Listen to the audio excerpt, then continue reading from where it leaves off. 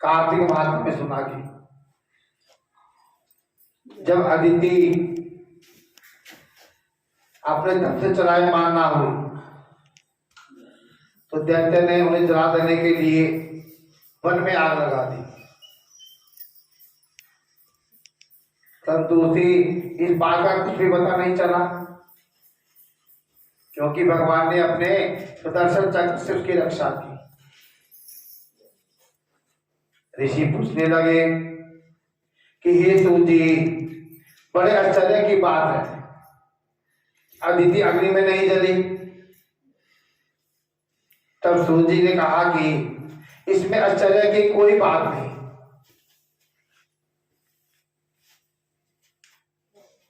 जिन भगवान के स्मरण मात्र से सब संकट दूर हो जाते हैं, उनका ध्यान करने वाले भक्त को कौन कष्ट दे सकता है। इसलिए भगवान का ध्यान बहुत जरूरी है। किसी चक्की से आटा पीता कभी? चक्की चलती देखी कभी?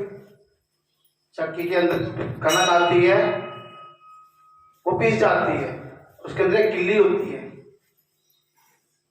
किल्ली के पास जितने दाने रहेंगे वो सारे के सारे सुरक्षित रहते हैं, वो नहीं पिसते। वही भाव हमारा है। यदि हम भगवान की शरण में रहेंगे, कहीं ना कहीं से वो हमारा बचाव कर देंगे, नहीं तो आटे की तरह पिस जाएंगे इस संसार चक्र में, इस मोह माया के चक्र में। जब अग्नि शांत हो गई तब शंख सुदर्शन धारण करने वाले भगवान विष्णु स्वयं अदिति के सामने प्रकट हो गए और कहने लगे कि हे देव माता, तुम्हारे इस कठिन तप से हम अत्यंत प्रसन्न हैं, इसलिए वरदान मांगो, तुम्हारा कल्याण होगा। तब अदिति ने हाथ जोड़कर भगवान की स्तुति की।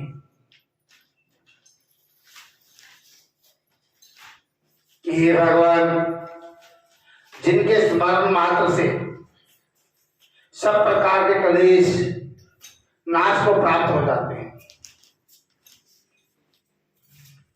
कि भगवान का नाम बहुत सरल है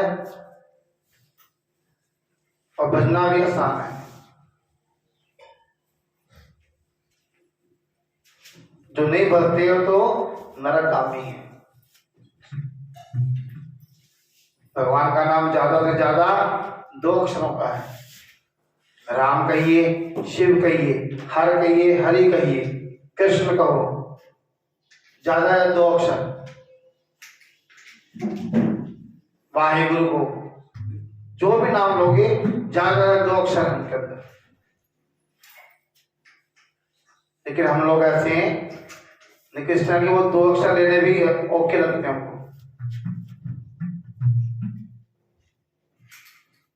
उन 2 शब्दों के लिए हम सोच करते रहते हैं, अभी नहीं लेंगे, अभी टाइम नहीं लग रहा, अभी बच्चे बड़े होंगे, बच्चों का है जी, फिर पोते पोतों का है जी, फिर कहते बुढ़ापा आ गया जी, अब महारानी फिरती जी। कभी बूढ़ा तोता राम राम नहीं रटता। ये राम राम रटना है तो बचपन से आदत डालो, तभी बुढ़ापे में बोलेगा राम राम।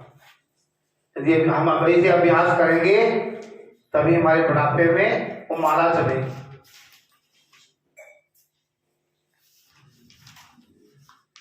क्योंकि यहाँ नहीं कि पता किसको कितनी उम्र है, यहाँ पे तो सिर्फ श्वासों की गिनती है। जितने हमने श्वास लिए वहां पे लिखे होते हैं, इस इंसान ने इतने करोड़, इतने लाख, इतने हजार, इतने सांस लेने हैं। जहां पे पूरे हो गए वहीं पे जाना पड़ेगा अपने।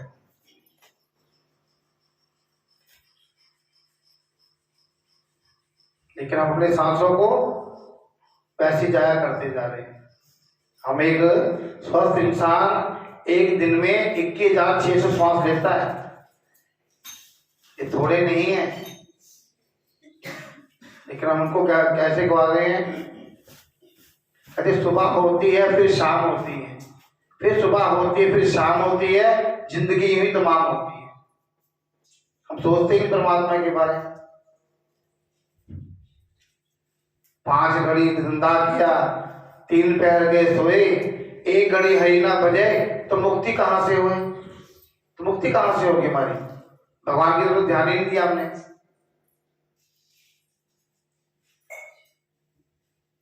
इनको वैसे ही जाया करते जा रहे हैं। बैठक 12 चलत 18, सोवत भागत 20,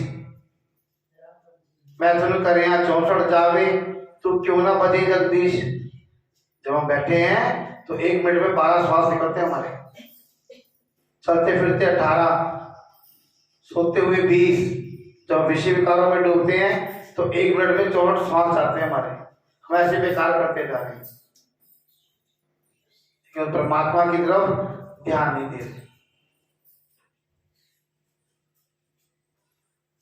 बाद में कहते हैं हमको रोगों ने घेर लिया, उसने घेर लिया। क्यों नहीं घेरेगा वो? इसको हटाना है तो उस प्रभु की शरण भी पकड़नी पड़ेगी। यहाँ पे स्थिर तो कोई नहीं है, रहना तो किसी ने नहीं है, सभी ने जाना है। हम कहीं भी सफर में जाते हैं तो सफर की तैयारी करते हैं नहीं पहले? वहां पे कोई ठंड होगी, गर्मी है, पैकिंग करते हैं सामान की। तो भैया हमने वहां भी तो जाना है, दूसरे घर भी, तो उसकी भी तैयारी तो करनी है। वहां किसकी कमाई चलती है? वहां पे सिर्फ पुण्यों की। प्यासा थैली माता पिता बच्चे सब यही रह जाएंगे। वहां सिर्फ साथ में जाएगी क्या? अपने पुण्य कर्मों की कमाई। किया होगा तो खा लेंगे बैठ के, नहीं किया होगा तो फिर डंडे खाओगे। ये दोबारा जन्म नहीं मिलेगा, न शरीर मिलेगा।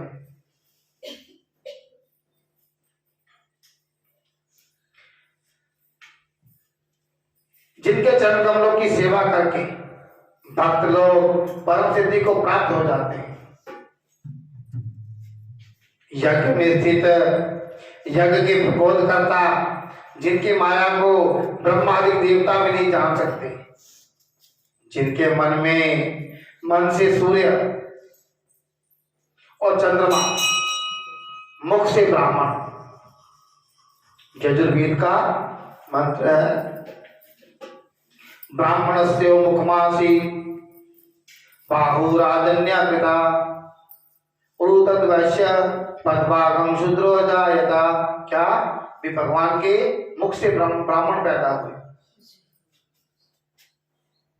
इसलिए ब्राह्मण को श्रेष्ठ माना गया। जगत सर्वम देवताधीनम, ते देवता मंत्रधीनम, और ते मंत्र ब्राह्मण अधीनम, तस्मात् ब्राह्मण देवता। ये सारा जगत किसके अधीन है? देवताओं के। और देवता किसके अधीन है? मंत्र के। मंत्र बोलेंगे तो देवता आएगा, और ये मंत्र किसके अधीन है? ब्राह्मणों के। तस्मात् ब्राह्मण देवता, इसलिए ब्राह्मण को देवता कहा गया। ऐसे नहीं है ब्राह्मण, इसलिए श्रेष्ठ माना है इनको, क्योंकि भगवान के मुख से पैदा हुए। और क्षत्रिय लोग भुजाओं को, तभी को कहता भाग गया है रक्षा करने का। जंगाओं से वैश्य जितने बनिए जाती हैं सारे पैदा हुई हैं, और शूद्र पैरों से।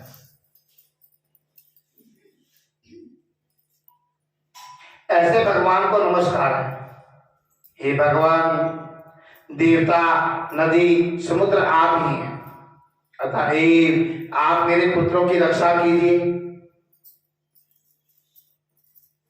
हे भगवान, आप अंतर्यामी हैं, सभी कुछ जानते हैं, अतएव मेरे पुत्रों को अकंटक राज्य दीजिए। अदिति के ऐसे प्रेम भरे वचनों को सुनकर भगवान कहने लगे कि हे देव माता, हम ही तुम्हारे यहाँ जन्म लेकर तुम्हारे पुत्रों की रक्षा करेंगे। तब अदिति कहने लगी कि हे भगवान, जो संपूर्ण सृष्टि को धारण करने वाले हैं, जिनके रोम रोम में ब्रह्मांड समाया हुआ है, उनको मैं ऐसे कैसे धारण कर सकूंगी। भगवान कहने लगे कि हे अदिति, माता पिता गुरु अतिथि और ब्राह्मणों की जो सेवा करते हैं, माता पिता, माता क्यों बोला, पिता पहले क्यों नहीं बोला? शास्त्रों में सबसे बड़ा गुरु कौन है? माता, क्योंकि जिसके कारण हम संसार में आते हैं, वो हमको संसार में लेके आती है। दूसरा पिता क्यों बोला है? क्योंकि उसके कारण ही हम संसार में आते हैं, बाकी गुरु बाद में। आपने इनकी सेवा कर ली, समझो सबकी सेवा कर ली। वैसे देव मुझको धारण करते हैं, भगवान भी उनकी पूजा स्वीकार तभी करता है। पूजा पाठ कराते हैं तो उनमें एक मंत्र ये भी आता है, मातृ पितृ चरण कमलेभ्यो नमः। गणेश पूजन में हम जो देवताओं का आह्वान करते हैं, वहां बोलते हैं मातृ पितृ चरण कमलेभ्यो नमः। अब आप वैसे तो यज्ञों में भंडारे कर रहे हो, घर के माँ बाप भूखे बैठे हैं, उनका सम्मान नहीं हो रहा, तो वो बेकार है। बाहर जाके गुरुओं के टांगे दबा रहे हो और घर के गुरु भूख से रो रहे हैं, तो बेकार है। चाहे 1-1 करोड़ रुपए का लंगर लगा दो, 1-1 करोड़ रुपया दान कर दो, वो सब बेकार है यदि आपके माता पिता घर पे दुखी है और आपने उनकी सेवा कर ली। चाहे 1 रुपया मत दान करना, उसका सब मिल जाएगा। तुलसी और गौ की रक्षा करने वाला भी मुझको ही धारण करता है। अतएव मैं तुम्हारा पुत्र होकर शत्रुकुल का नाश करूंगा, यह कह और अपने कंठ की माला देकर भगवान अंतर ध्यान हो गए। इसके पश्चात दक्ष की कन्या देव माता अदिति भगवान को नमस्कार करके अपने आश्रम में चली गई। समय पाकर अदिति ने शंख चक्र गदा पद्म तथा कमंडल धारण किए हुए हजारों सूर्य के समान तेज वाले कमल नयन पीतांबरधारी मुनियों द्वारा स्तुति किए गए दैत्यों के नाश करता भक्तों के प्रिय वामन भगवान पुत्र रूप में देखा। बोलो वामन भगवान की जय। तब कश्यपादि ऋषि भगवान की स्तुति करने लगे।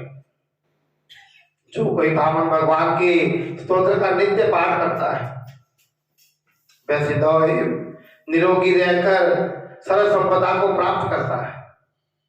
तो वामन भगवान बोले कि हे पिताजी, हम प्रसन्न हैं, आपका कल्याण हो, आपके समस्त मनोरथ पूर्ण हो। हमने 2 बार आपके घर में जन्म लिया है और आगे भी आते रहेंगे। इतना कहकर भगवान ने बाल रूप धारण कर लिया।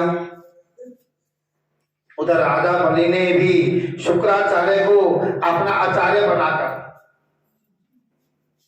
बड़ा भारी यज्ञ प्रारंभ किया, जिसमें लक्ष्मी जी सहित हवि ग्रहण करने के लिए भगवान विष्णु का आवाहन किया गया। उसी समय भगवान विष्णु ब्रह्मचारी के रूप में वहां पे आ गए। हमारी श्रद्धा सच्ची है तो भगवान प्रकट हो जाएंगे। हम जितने मर्जी संकट में हो, वो किसी ना किसी रूप में आएंगे, हमारी सहायता कर जाएंगे, हमें पता नहीं चलेगा, वे हमारी सहायता कर गए। भगवान के इस रूप को देखकर ऋषि लोग ज्ञान के शिष्य को पहचान गए। उन्हें देख शुक्राचार्य ने राजा बलि को एकांत में बुलाकर समझाया। वृंदावन बिहारी लाल की जय।